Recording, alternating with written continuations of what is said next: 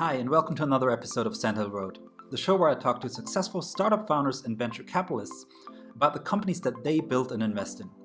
And the goal, like always, is to give you a sense of what it's like to be in their shoes, how their businesses tick, how they got to where they are, and to learn from their many successes and mistakes.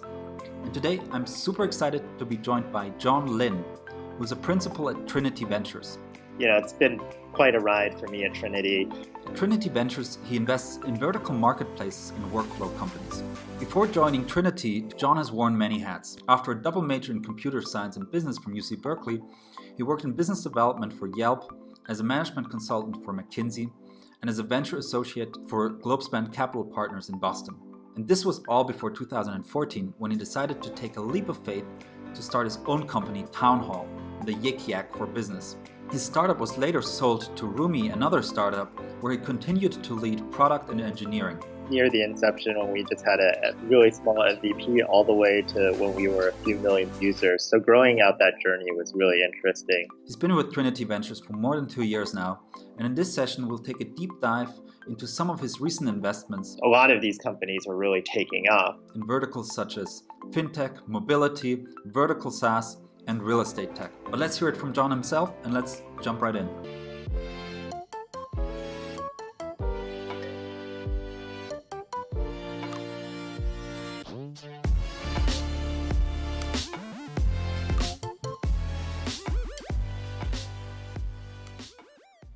All right, so I'm super excited to be joined today by John Lin, who is a principal at Trinity Ventures.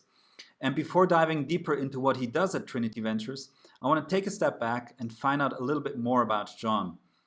So John has worn many hats as a management consultant, as an associate at a VC firm in Boston, and as a startup founder himself. And I want to start at his own startup, Town Hall, which he later sold to Rumi, and to really dig a little bit into this transition from being an operator to becoming a venture capitalist. So maybe, John, talk to us a little bit about what Town Hall was all about and how the transition from heading product and engineering at Rumi to becoming a venture capitalist was for you, and how this all came about. Yeah, sure. A ton of questions that you have there. You're totally right in the sense that, I was a venture capitalist. I jumped into operating. I jumped back into venture capitalist. So had the unique opportunity to kind of sit on both sides of the table. So just quickly to answer your first two questions. One, what was Town Hall and Rumi? Town Hall was a platform for people to share thoughts and ideas within organizations. So kind of think of that about it as a mix between Yammer and Yik Yak.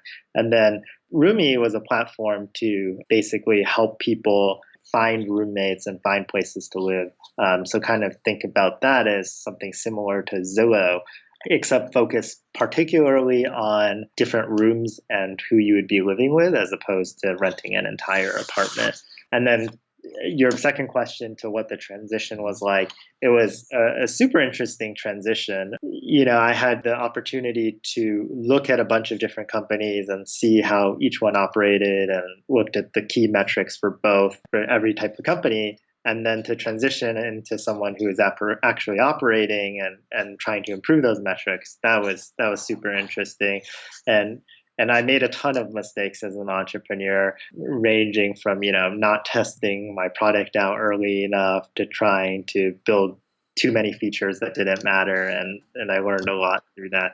And then on the other end of the spectrum, after I had, helped the company grow, help raise, a few rounds of funding, help take our user base to over 1 million people and begin to monetize some of our platform, then to be able to go back into venture and kind of go through that same process with some of the entrepreneurs is really interesting because I was there literally, 18, 24 months ago. And kind of my idea as an entrepreneur is, hey, how many of those mistakes that I've made can I share with these entrepreneurs so they don't make the same mistakes and they create a much more successful startup than even I have had the opportunity to do. Yeah, makes total sense to me. And so maybe let's segue from this to this Medium post that you wrote about 5 key controversial learnings that you had from your journey at Town Hall. So your second controversial learning there was mobile is not always the best for you. And I think when you wrote this a couple of years back, everybody wanted to have an app. And we've now gone through a transition phase where everybody knows there's been a lot of app fatigue. I think one trend that I've noticed recently is that people are starting to get back to building a web app first. What's your thinking around that? Yeah, I certainly think that's true. And actually, let me back up a little bit. When I first was writing that trend, you're exactly right. During the time, mobile apps were extremely popular and everyone was going mobile first. Well, if you think about how people use mobile applications, most people only use their top, maybe 7 to 15 applications. And it's incredibly, incredibly hard if you're not Facebook or Google or someone else like Yelp, who basically has that dominant mind share. So as part of Town Hall and as part of Rumi, we were trying to compete to be part of that dominant top 15 app mindshare, and it was incredibly hard. What is a lot easier to do is to build, as you mentioned, a web application. Actually, an interesting thing is more and more so, we find that the majority of our web traffic for many of our startups, both at Trinity and at Rumi, was driven primarily through mobile web. So if I were to suggest any platform to start on, I would start with web, but I'd make it, a React app that's responsive to being on both web and mobile web.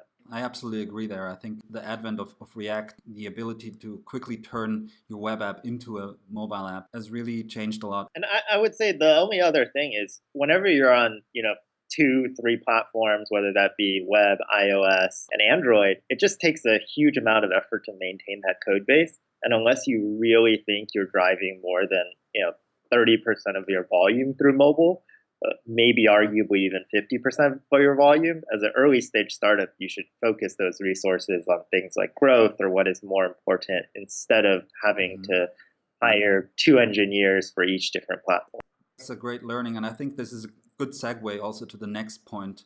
Your third controversial learning there was that being a co-founder has taught you that there's less decision making than you would expect. And basically what you said there was that 99% of decisions are so obvious. When you talk to startup founders, oftentimes you hear that they don't know where to spend their attention and focus and energy on. And what you're saying there is that this is actually the opposite from your personal experience. So talk a little bit about this learning, which I found quite interesting. If you look at why people become founders, I feel like there's a subset of founders that basically joined or started their own company because they wanted more control over their lives and they thought they could make all the decisions. And in fact, when you actually start a company or when you're a leader in a company, it turns out a lot of your decisions are made for you one way or another. So I'll give you a few examples of such. A lot of time when you hire people or when you have a particular staff, your staff is an expert on a particular area, or they give you recommendations that you might not otherwise know.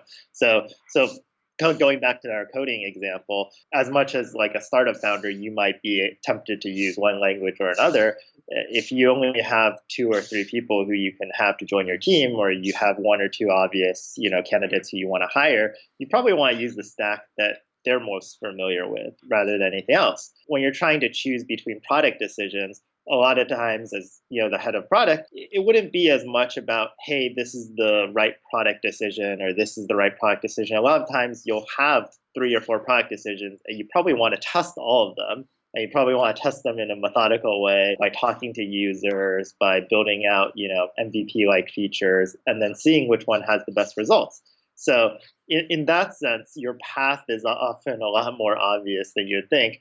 And it's not you kind of like brainstorming in a room. It's usually you going out, talking to users, you going out, talking to other people in the field, getting those ideas, and then kind of executing on them. So as much as, the quote unquote decision making is important, a lot of the execution is even more important. And things become more obvious as you spend more time in the field or as you experiment more with your startup. Yeah, I like that. I think this is, again, a great segue to the next section where you basically argued don't be too metric driven. That was the fourth learning.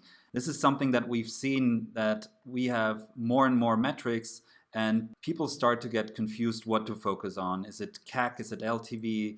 Is it traffic? Is it commits? Is it pulls? And so what you mentioned there is that in the beginning, really just focus on 3 to 4 metrics. I would call them North Star metrics in a sense. And basically just execute on them. So the question that comes up, how do you transition the metrics over time? I tweeted about this recently. Talk to us a little bit about the kind of metrics that you would suggest to early stage founders and how they should adjust them over time. I think just to back up here, there's basically a few different uses of metrics. So it really depends how you're using those metrics. Kind of on one side of the spectrum, if you're trying to discover things about your user, if you're trying to discover things about your product, yeah, I encourage you to track everything, because you could even track videos of your users, because by learning more about your users, you get a better understanding of what your product delivers. And that doesn't mean you should find some really small metric to track your company against. When it comes to transitioning to what creates success for a startup, that's a totally different question. And I think it differs from point to point among your startup and from startup to startup. But I'll give you a few examples. So I think when you're first starting a startup, you want to focus on what I call kind of making that model work and creating a scalable model. So let's say it's a consumer model where you have like a direct to consumer product. You probably want to focus on some of those key metrics that you mentioned, like LTV, CAC, making sure that each of those things are scalable and really focusing on the right metrics to follow. If you start to focus on things like growth or revenue or things like that way too early, you're not going to get the exact model right. And then more specifically, if you focus on these nitty gritty metrics, you probably aren't focusing on the bigger picture, and you want to focus on what affects those bigger order metrics, like what is my total LTV rather than my margin for one specific product, because then you'll only focus on that one product and you won't think about all the other products that might drive higher overall LTV. So just really focusing and finding what the right metric is for you to track is super important. And then there's actually a really good book about OKRs that I highly suggest reading for anyone out there. Measure What Matters from John Lin. Is it that one? Yeah. That one's awesome. And often for new founders, it's a way that I suggest for startups who are kind of at that mid-tier stage or kind of growing and scaling to organize their organization around. Yeah, I can also highly recommend that book. So moving on to the last controversial learning you had there, where you mentioned that distribution is even more important than product. Some of the greatest products never get into the hands of the users. One problem that we definitely see is that a lot of VC funding is spent on acquiring users through Google AdWords and Facebook ads. So talk to us a little bit about the importance of distribution. I totally agree with you. And there's so many great products out there that never see the light of day. And a lot of entrepreneurs, when they first start, including myself back in the day, I thought if I built this great product, inherently people would come. While that is true for 1 or 2% of products out there, for the majority of products, figuring out what is the right method for distribution is super, super important. So there's a ton of methods for distribution out there. There's obviously paid, as you mentioned, so you can spend money on things like Google and Facebook seem to be key. I encourage you, if you are focusing on that distribution method, to just realize as your company scales, usually those costs go up, and as more and more competition enters the space, it becomes more and more competitive. There's more organic or viral loops, so you can do things like referrals, you can have things within your app to have more people. And there's a bunch of other ways, like whether going to conferences, for a large portion of B2B companies, it's sales. A lot of times there's some channel you can sell through or some type of growth hack that you can have. I think having the right distribution channel and figuring out why you can have an advantage to get customers cheaper is often one of the biggest advantages for a startup. So that's something definitely to consider. I absolutely agree with that. So let's move on to Trinity Ventures. Talk to us a little bit how you came to join Trinity Ventures and how your journey has been so far. Yeah, that's a great question. So in terms of how I joined the firm, it was actually a pretty random coincidence. I was honestly playing basketball and I had happened to play with someone who had worked with one of their general partners for actually 2 of his previous startups. He actually recommended that I meet some of the people at Trinity Ventures. And I would meet one person and then another person and then another person and had some really great engaging conversations. I was trying to decide between going into product and joining another VC firm, and it was a really tough decision for me between being an operator versus being more of a investor type. But what ultimately set me over the bar with Trinity Ventures was that every single partner that I met while there, I enjoyed meeting more so than any other venture capitalist I had ever met. And I just thought it was a great group of people to be around. So that's why I ultimately chose to join the company. In terms of Trinity Ventures as a firm, we've been around for about 33 years, currently on our 12th fund, and primarily lead series seed through series B investments. We've had the lucky fortune of working with some great iconic companies over the time. One of our first investments was actually in Starbucks. We were the first institutional investor there, all the way to companies like Cohesity, Zulily, Care.com, Turo, and a bunch of others. And I think this year in particular has been a really exciting year for us because we only fund 10 to 12 companies every year, but this year in particular we've had 5 of our companies actually announced as unicorns. So it's been a really exciting year for Trinity Ventures as a firm. And Trinity Ventures as a whole, we really pride ourselves on being an entrepreneurial first type of company. 2 of our general partners have started public companies, and our founder, actually, Trinity Ventures, was his 3rd company. So we really pride ourselves on being on the team of entrepreneurs. I'm happy to talk more about that if it's interesting.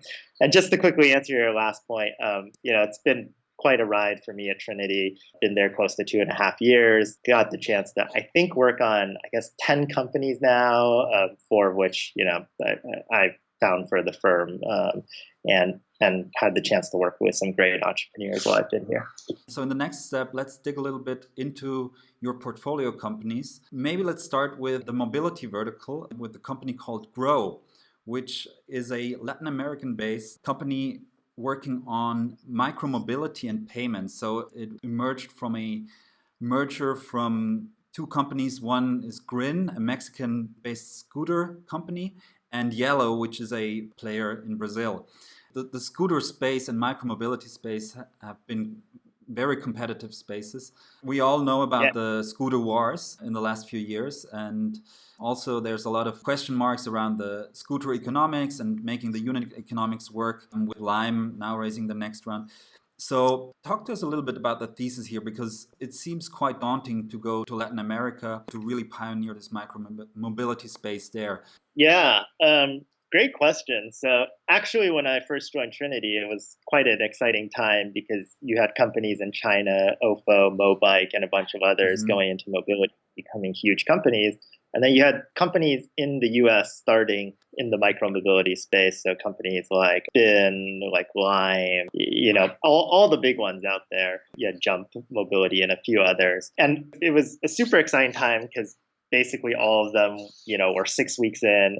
And I had actually brought in quite a few of them to try and understand their companies and hopefully invest in them. And our team just wasn't sure whether they're willing to take the risk. Fast forward, 6 months to a year, we noticed that in the US, a lot of these companies were really taking off. And you're right, they faced a ton of challenges. Most of them were growing extremely, extremely fast. So they faced a lot of scaling challenges. And with that came a lot of the unit economics questions.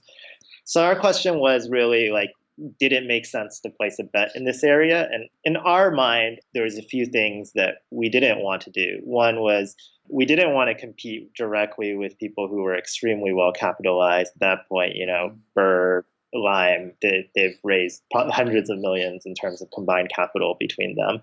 So we wanted to find something in a different geography. And the other thing that we wanted to focus on was, as you mentioned, the unit economics. So the LATAM market has a lot of very interesting, intricacies. One of the things that most people don't realize about scooters is there's actually only a few things that really matter when it comes to economics.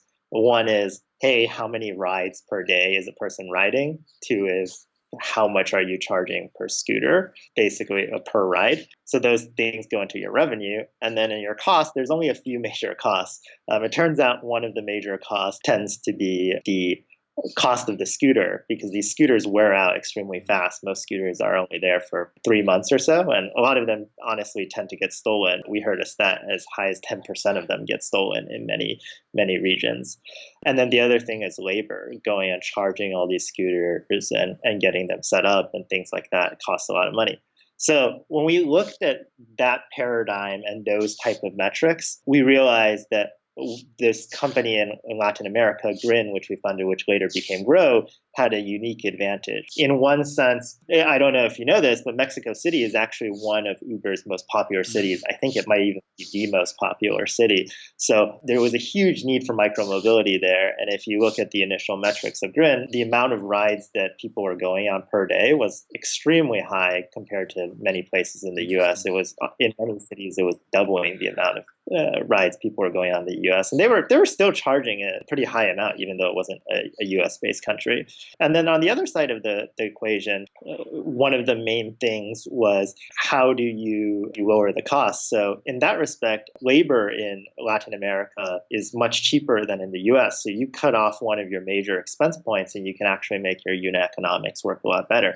And then finally, the last point is, like, how do you prevent bikes from getting stolen? Because that's a huge cost. How do you make sure they're well maintained? Things like that. Well, with decreased labor, you're able to, maintain your bikes a little better. Something that maybe in the US would have cost you, $100 to fix, and you might just want to trash the scooter altogether. Now you can fix it for $10, $20 in Latin America, and it might be worth it to fix. On the other end of the spectrum, in terms of getting things to be stolen, that was actually a huge question for us in Latin America. But what was great about the founder was he came up with this unique scheme of having, designated areas where you can park, called green zones, that would basically, prevent people from stealing while still giving people the ability to have a dockless bike. So he kind of addressed all those questions. And it's been a pretty wild ride since. We were actually seed investors in the company. As you can probably tell from Crunchbase and the news, they've already had hundreds of thousands, millions of riders on their platform, and they've raised a ton of money. It's probably one of the fastest growing YC companies that we've ever seen. The different unit economic drivers in the Latin market is something that I didn't expect to be that different from the US, but it makes a lot of sense. Really interesting investment. So let's move over to fintech with a company called Branch. TechCrunch describes it as the startup that's lending out $2 at a time. It was co-founded by Matthew Flannery, who previously co-founded Kiva, and there Trinity led the 70 million Series B back in 2018. Walk me a little bit through the business model there. Yeah, great question. So Trinity as a firm, we looked really heavily in fintech. Within the last 2 years, we have 5 to 6 active fintech investments. And one area of fintech that we were always curious about is lending. You'll see in the US, there's so many different lending players, and actually a lot of them are struggling. So we were wondering whether there was a thesis that made sense somewhere for lending. And we met Matt, and it was actually a super interesting conversation. On one end of the spectrum, you look at what the company does. So let me back up and say what the company does, because that might be a little important to the conversation. Branch basically gives loans to people in different countries, usually developing countries, that don't have access to traditional finance. So if you look at some of these countries, most of them don't have bank accounts, most of them don't have credit scores. So the question is, how do you correctly underwrite some of these people?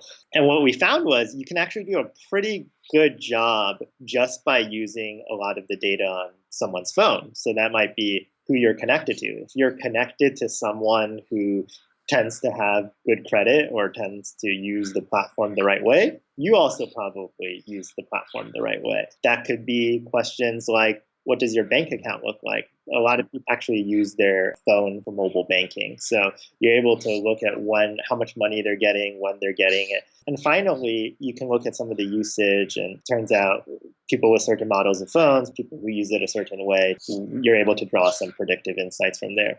So with kind of the combination of all three of these things, along with a few other metrics, you're able to pretty successfully underwrite how someone's going to repay their debt. What Branch does is basically they lend you money, and they start with, as you mentioned, $1, $2. And then as you kind of or repaid some of that debt and cycled through more money, you're able to borrow more and more money. And we think this is a huge difference because actually access to capital is one of the major drivers of moving people out of poverty. So Matt gave the example of, lending money to a fisherman. Maybe the fisherman, could only buy enough bait to catch, $2 worth of fish, and then he had to use the rest to support his family. But now if you lend him a little bit more money, he can now buy a lot more bait and then, catch $4 worth of fish. And then after he catches $4 worth of fish, he can use that to, further build his business. So that was one part of our thesis there. And if you look at them versus some of the, even the top players in the market in the US and abroad, they had way better rates in terms of repayment rates, things like that.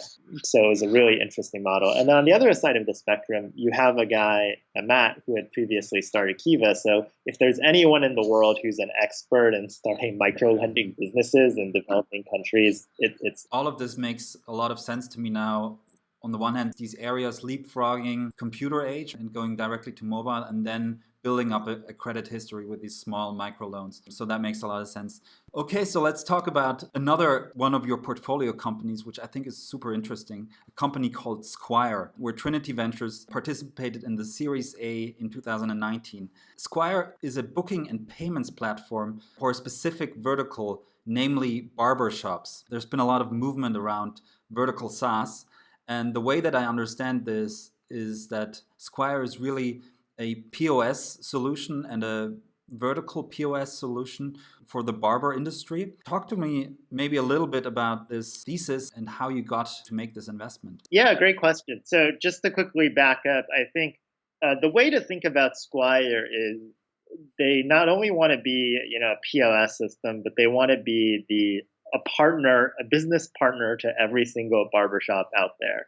So someone who you can partner with, someone who will help you operate your business in all aspects. And really, if you look traditionally at vertical SaaS, there's been a lot of industries that people have stayed away from, partially because honestly, the market's too small or the economics aren't good or things like that.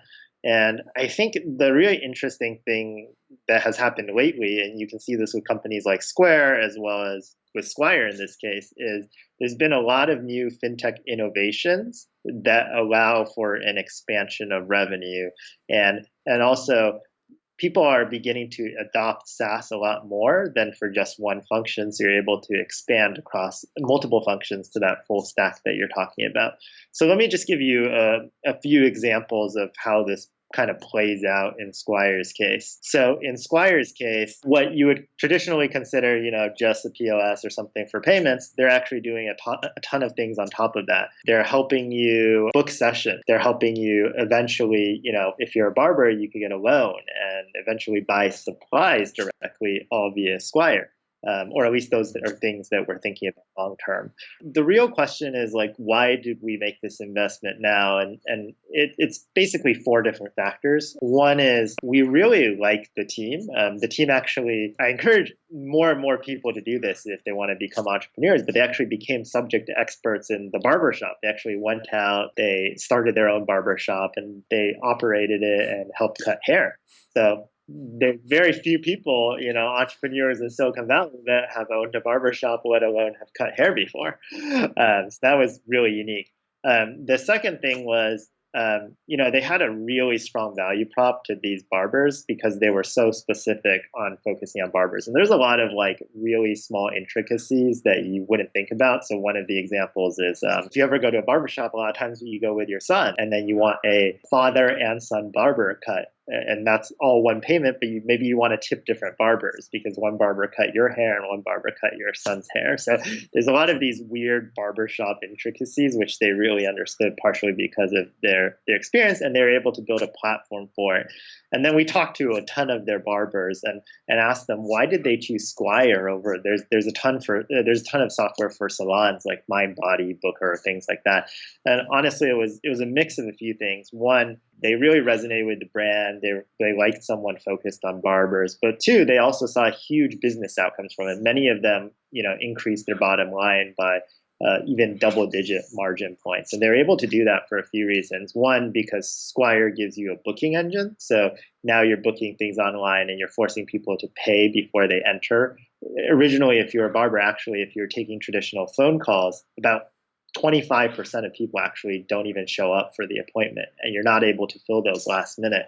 So just by increasing your revenue by 25%, you have a huge difference. In addition to all that, a lot of barbershops would have their own phone call people. A lot of owners would really spend a lot of time dealing with things like all their back office, and it was a huge burden to them. And actually, Squire has taken all that away and enabled them to open a bunch more shops. And the final reason is because along with all these new fintech innovations and increases in, kind of going full stack, you're able to capture more value for the customer and therefore, charge the customer more and get a bigger portion of the company's business. Yeah, that's really interesting. And one question that came up, probably a general question in vertical SaaS is the vertical SaaS approach really a land and expand model where you basically you use the verticalization of the SaaS as a wedge into a specific industry and you can then expand from there on. But the way that you've been describing the barbershop industry now, it looks like this is so specific that it's probably best to basically do a geographic expansion first before moving into different industries. What's your thinking around this, maybe talking about it in more general vertical SaaS terms? Yeah, so I think the issue with vertical SaaS is you have to make sure a few things. One, you have to make sure the market is large enough. And you wouldn't think that there's many barbershops in the US, but turns out there's 400,000 barbershops or hair-related companies that fall within that category just in the US. So it's actually a sneaky big category. And if you can get, $10,000 from every single barbershop, you actually have a chance to create quite a large company. So that's one aspect. I think the other aspect is like, how do you grow these businesses? And yeah, you're totally right. In Squire's case, there's really a few axes of growth. So one is geographically and just covering more and more. And when you're looking at that, one of the key things that we look at is, how many people are they calling? What is their distribution method? How do they acquire barbers? As it turns out, barbers are super, super receptive to something like this, especially since they've built up such a great reputation and brand. The second question is, how can they expand their revenue? So in Squire's case, it might be doing more fintech stuff. It might be, going into their supply chain, and it might be providing marketing and more value-add services to these barbershops. Basically doing everything that a barbershop hates to do, and letting the barbers focus on really running their business and providing the best customer service to the customer, and the best haircuts. And the final way to expand is the way you were mentioning, which is expanding among different verticals. We think that Squire has a huge room to grow just within their own vertical. But you're right, there are a lot of intricacies that need to be tuned, but we also believe, long term, there's some ability to expand into other verticals. There's a lot of verticals either kind of focused on this client relationship where you're basically operating a business, and then you have these individuals who basically come in as contractors or are working for an overall shop. And there's a lot of companies that kind of have that type of model. So Squire would be a good fit for anyone like that. They would not be a good fit for like vertical SaaS software to run a dock or to run, a restaurant or something like that. So yeah, makes a lot of sense. So let's move on to the last portfolio company I want to discuss with you, which is a company called Side. Trinity Ventures participated there in the Series B. The way I understand it, it's a real estate tech company which focuses on the $1 million listing agents. There was this really interesting post by Chris Dixon from Andreessen Horowitz on the full stack startup, that you have a couple of startups do end to end. One example in the real estate tech world is Open Door. In the listing agency space, it's Compass. And the way I understand it, the business model of Side, it's a full stack model. Maybe I'm misunderstanding it. Maybe walk us a little bit through the thesis there. Yeah, that's a great question and a really interesting one you posed. So just kind of going back, if you look at the real estate market right now, it's actually incredibly fragmented. And if you look at players like Remax or Keller Williams or to your point, Compass, none of them really have more than 2%, 3% of the market. And there's been this growing trend with people where they care less and less about what the brand is and more about their real estate agent. So who is Jenny or Fred, who is the real estate agent who has the day-to-day contact with you, and how good are they, instead of this is Keller Williams, this is Compass, etc. And with that, we noticed that more and more of these great real estate agents wanted to be their own brand or run their own companies. So what Side does is Side actually enables, you can now basically run your own company, and they'll operate as the brokerage for you, but they'll basically be a white label brokerage on the back end. And they'll take care of all your daily tasks, all your boring back office functions, and they'll also give you the freedom to run your company however you want.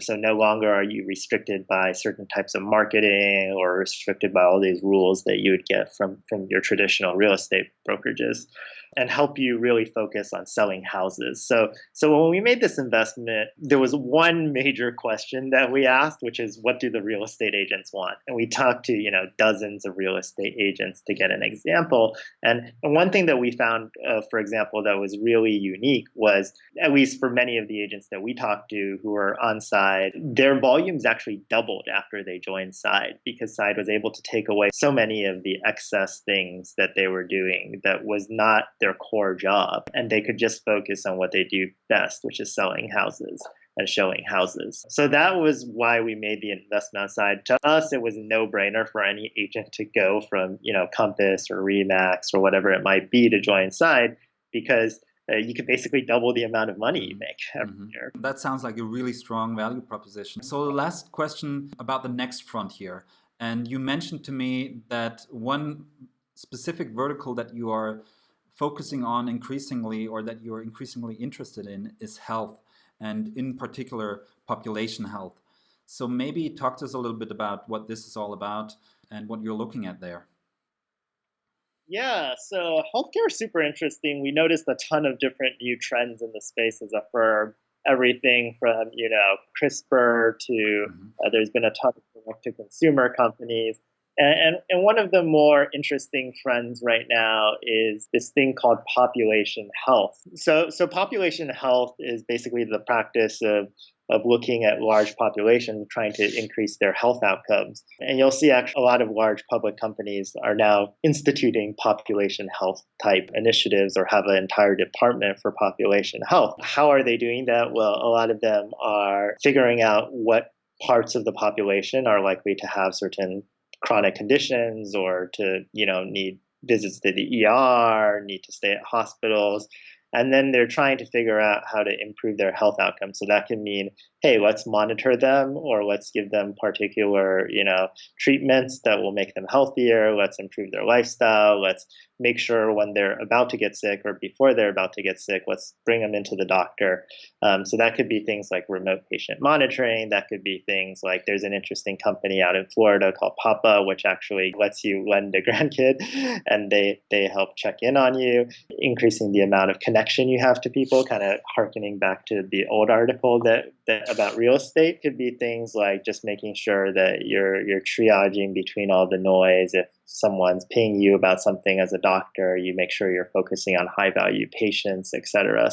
So it's a really interesting trend, and something that Trinity is going to pay a ton of attention to going forward. Sounds exciting. Where can people find out more about you and what you're up to? I'm very open over email. My email is john@trinityventures.com. So my firm focuses across both consumer and enterprise, and we're looking for great startups to fund. So if you have a great startup, especially, I tend to focus in a lot of these vertical marketplaces and vertical SaaS companies. So as you mentioned, real estate, fintech, healthcare, and a few other verticals, then please feel free to drop me an email, and I'll get back to you. Thank you, John, for being with us today, and I'm looking forward to follow your journey.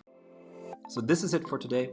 And if you want to learn more about what I'm up to, check out sandhillroad.io and subscribe to my newsletter there. Otherwise, you can just subscribe to this channel. It's up to you guys. Cheers.